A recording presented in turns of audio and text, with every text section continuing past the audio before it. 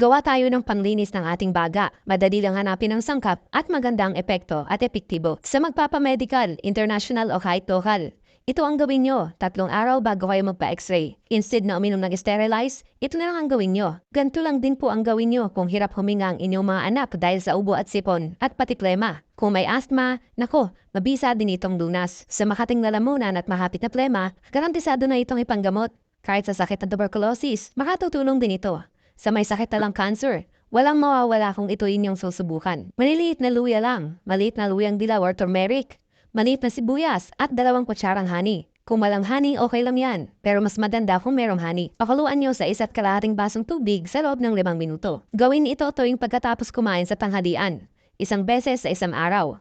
3 magkakasunod na araw. Magaling ito pumatay ng mga bakterya sa ating baga, pati bakterya sa ating bibig. Maiibsan ang hirap sa paghinga dahil mapapaluwag nito ang daluyan ng ating hangin. Mas madali ding ilabas ang plema dahil nagagawa nito matunaw. Madali lang kumpletuin ang sangkap, lahat natural at maraming benepisyo sa ating katawan. Kung nagustuhan niyo ang ating video, pakiclick naman ang like button at mag-follow na din kayo. At yan ay 1 minutong dagdag kaalaman.